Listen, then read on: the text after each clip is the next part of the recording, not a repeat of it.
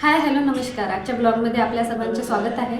आणि आज आम्ही जाणार आहे बाहेर फिरायला, कारण आज नाताळची सुट्टी आहे यांना. तर मग आम्ही सर्वजण फिरायला जाणार आहे. तर चला, तर ब्लॉग असाच कंटिन्यू करा. आणि नेमकं कुठे जायचं म्हटलं की त्या दिवशी जास्त कामं निघतात. श्रीजितने इथे सकाळी सकाळी किचनमध्ये खूप सारा पसारा करून ठेवला होता. त्यानं पीठ खेळायला घेतलं होतं आणि खूप पसारा करून ठेवला होता त्याचा, आणि त्याचं अंग पण खूप बेकार झालं होतं. सर्वात आधी मी किचन क्लीन करून घेतलं आणि नंतर मग त्याची आंघोळ पण करून दिली. श्रीजितची आंघोळ झाल्यानंतर नाश्ता बनवायला घेतला, आणि नाश्त्यामध्ये मला बनवायचे होते आज पोहे, कारण तेच आमच्या तिघांचे फेवरेट आहे. आणि कुठे जायचं म्हटलं की ते पटकन पण होतात आणि पटापट खाऊन आपण निघू शकतो, म्हणून सर्वात आधी बनवायला घेतले पोहे. आणि हे जे कढई आहे हे लोखंडी आहे, आणि मुलांना लोखंडी कढईमधलं जर जेवण दिलं तर ते खूप पौष्टिक असतात ॲल्युमिनियमच्या कढईपेक्षा. तुम्ही म्हणत असाल की ही काळी काळी आहे, पण ही काळी नाही, याचं म्हणजे ते टेक्स्चरच तसं आहे आणि ती कढईच तशी आहे ब्लॅक कलरची. मुद्दामून मी घेतली श्रीजितसाठी, त्याच्यामध्ये जेवण बनवते आणि जे आपल्या बॉडीमध्ये जे आयरनची कमी असतात ती भरून निघते, आणि लहान मुलांना जर याच्यामधलं जेवण दिलं तर खूपच चांगलं असतात, म्हणून मी स्पेशली कढई घेतली. माझ्याकडे ॲल्युमिनियमची पण आहे, पण मी जास्त वापरायचाच करते. आणि ॲल्युमिनियमच्या भांड्यांपेक्षा स्टीलचा आणि लोखंडीचा वापर करावा असं मला वाटतं. आणि तुम्हाला पण मी सजेस्ट करेल की तुमच्याकडे जर लहान मुलं असेल तर तुम्ही नक्कीच लोखंडी कढई किंवा लोखंडी भांड्यामध्ये जेवण बनवा, जेणेकरून त्याला त्याच्यामधलं आयरन वगैरे मिळेल. आणि आपण पॅनकेक वगैरे जे बनवतो ते पण तुम्ही आपल्या लोखंडी तव्यावर वगैरे बनवू शकता. त्यामध्ये मुलांना लोह मिळतात आणि ते चांगलं असतात बॉडीसाठी. आता माझे कामं सर्व आटोपले आहे आणि आता तयारी करते. सर्वात आधी नाश्ता करते. मिरची काढले. नाश्ता करून झाल्यानंतर कपडे वॉश करून घेतले आणि बाल्कनीमध्ये वाळू घातले. आम्ही परत येईपर्यंत वाळून जाईल म्हटलं पूर्ण. आणि आपले कामं किती पटपट होते ना. कुठे बाहेर जायचं म्हटलं की किती फास्ट कामं होऊन जातात, आणि तेच जर घरी असलं तर खूप सारा टाईम निघून जातो आणि कामं पण पुरत राहते. आणि नेमकंच बाहेर जायचं म्हटलं की पटापट कामं होऊन असं वाटतं की आपण जर घरी असतं आणि इतक्या लवकर जर कामं झाले असते तर आपल्याला किती सारा फ्री टाईम मिळाला असता, पण तसं होत नाही. जेव्हा घरी असतो तेव्हा खूप वेळ लागून जातो कामाला, तेच कामं किती वेळ पुरतात, पण बाहेर जायचं म्हटलं की पटापट आटपून जाते.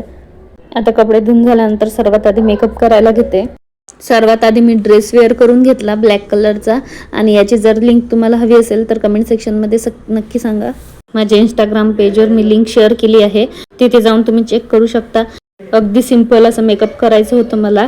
सर्वात आधी फाउंडेशन लावून घेतला, नंतर कॉम्पॅक्ट पावडर लावला, आणि मोस्ट इम्पॉर्टंट माझं मेकअपमधलं जे की मला खूप फेवराईट आहे ते म्हणजे लिपस्टिक, ते लावून घेतलं. मेकअपचा भाग म्हणजे मोस्ट इम्पॉर्टंट टिकली, ज्याशिवाय मेकअप म्हणजे अधुरच आहे. टिकली लावल्यानंतर एक वेगळाच लुक येतो चेहऱ्याला. नंतर मग इथे वेणी आवरून घेतली. काही वेगळी हेअरस्टाईल करावं म्हटलं पण काही जमतच नव्हती, तर कारण केस पण खूप असे फुगले होते, आणि हे विंटरमध्ये केसायला काय होतं तर काम येते असे वेगळेच बनून जातात. आणि मला असं वाटतं की माझा चेहरा खूप मोठा दिसते असे जर आवरून वेणी घातली तर, त्यामुळे थोडं काहीतरी केस असे समोर काढले, काहीतरी वेगळं दिसायचं असं. आणि माझा पूर्ण लुक कसा दिसते ते कमेंट सेक्शनमध्ये नक्की सांगा हां. आणि आता निघालो आम्ही फायनली सर्वांची तयारी करून बाहेर, आणि आम्ही तिघांनी पण आज ब्लॅक आणि व्हाईट कॉम्बिनेशन ट्राय केलं होतं. आज आम्हाला तिकडे बाईकनेच जायचं होतं. थोडं लांब आहे पण बाईकनेच जावं म्हटलं, कारण खूप ट्रॅफिक राहते. या ट्रॅफिकमुळे टू व्हीलर तरी आपण कशी बसी निघून जातो, त्यामधून काढून शकतो, नाहीतर मग खूप वेळ लागतो आणि मुलं पण खूप चिडचिड करतात. श्रीजितला तर खूप बोर होतं ट्रॅफिकमध्ये, आणि त्याचे पप्पा असे गाडी आणायला गेले होते, तर तो थांबून होता, बघत होता की आपल्याला कोणत्या गाडीमध्ये जायचं आहे म्हणून. नंतर मग आम्ही निघालो फायनली. काही दूर गेल्यानंतर लक्षात आलं की हेल्मेट घरीच राहिलं, आणि तिकडे हेल्मेटशिवाय एंट्री नाही, म्हणून आणखी परत आलो आणि हेल्मेट घ्यायला गेलो. तर आम्ही गाडीवरून उतरलंच नाही, त्या श्रीजितला पप्पाला तसंच उतरावं लागलं आम्ही बसून असून पण. आणि नंतर ते गेले, हेल्मेट घेऊन आले, आणि नंतर मग जायला निघालो आम्ही. जाता जाताना आम्हाला हे सुंदर असं मंदिर लागलं होतं, जे की आमच्या म्हणजे डेस्टिनेशनपासून खूप जवळ पडत होतं. तर इथे पण येऊ बोलला आम्ही कधीतरी. इथून पण आम्हाला खूप पुढे जायचं होतं कात्रजला झूमध्ये, आणि गेल्यानंतर खूप भूक लागली होती, म्हणून सर्वात आधी नाश्ता करून घेतला. आणि श्रीजित तर गाडीवर मस्त झोपून आला होता, आणि झोपेतून उठल्यावर लगेच त्याला भूक लागली होती. मग नाश्ता करून घेतला आणि नंतर मग जायला निघालो. आतमध्ये एंट्री केली आणि खूप सारी गर्दी होती सुट्टी असल्यामुळे, तिकीट पण काढून घेतलं. नंतर मग जायला निघालो, आणि पहिले आपली वेगळीच एक्साइटमेंट असते निघाल्यानंतर, पण तिथे गेल्यानंतर काही वेळातच बोर व्हायला लागतं. मुलं तर खूपच लवकर बोर होतात, कारण तिथे झूमध्ये गेल्यानंतर खूप सारं पायच फिरावं लागतं. आणि जे गाडी होती तिथे गाडी पण अवेलेबल आहे तिकीट काढून, पण ते खूप म्हणजे 10-10 लोकांनाच घेऊन जात होती आणि तिथे नंबर लाईनमध्ये लागायलाच खूप वेळ होता. तिथपर्यंत आम्ही सर्व एक्सप्लोअर करून घेतला आणि सर्वात आधी स्नेक्स बघितले. सर्वात आधी इथे एंट्री केली की स्नेक्स बघायला मिळतात. नंतर स्टार टॉर्टाइज म्हणून होतात ते पण बघितले.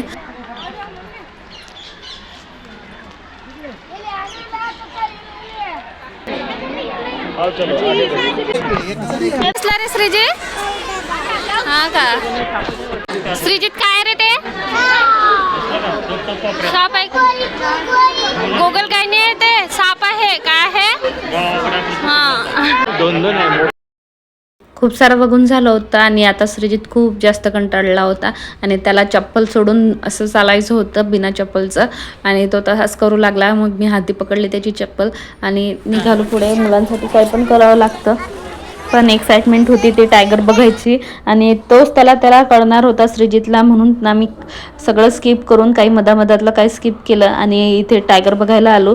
बिबट्या पण बघितला आणि नंतर हा टायगर बघितला, जो की श्रीजितला कळला ॲक्च्युली की आपण ॲनिमल्स बघायला आलो म्हणून, आणि जो की आपण बुक्समध्ये पिक्चरमध्ये किंवा मोबाईलमध्ये जो टायगर बघत होता तो रिअलमध्ये हा आहे म्हणून त्याला कळलं आणि बघत पण होता. आणि त्याचे एक्सप्रेशन पण वेगळेच होते. आम्हाला कळत होतं त्याच्या एक्सप्रेशनवरून की तो एन्जॉय करत आहे आणि त्याला काहीतरी युनिक बघितलं असं काहीतरी एक्सप्रेशन होते त्याचे, आणि खूप असं आतुरतेने त्याच्याकडे बघत होता की हा खरंच हा टायगर आहे आणि हा असा आवाज काढतो म्हणून. तो करून पण दाखवत होता की टायगर असा आवाज काढते तसं. फायनली सर्व बघून झाल्यानंतर आम्ही बाहेर निघालो आणि श्रीजितची एक्साइटमेंट लेवल आणखी आता वाढली होती टायगरला बघून, आणि त्याला त्या झूवरती ते उभं राहून फोटो काढायचा होता आणि भूक पण खूप लागली होती. नंतर त्याला ज्यूस दिला, तो ज्यूस एवढा काही नाही पित होता की खूपच भूक लागली होती असं वाटत होतं.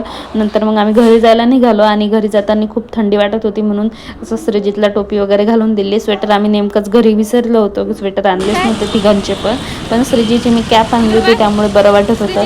श्रीजितला कॅप घालून दिली आणि श्रीजित सारखा बोलत होता की मम्मी घरी चल म्हणून आम्ही आता फायनली घरी जात आहे. चला तर भेटूया पुढच्या व्हिडिओमध्ये, तोपर्यंत बाय.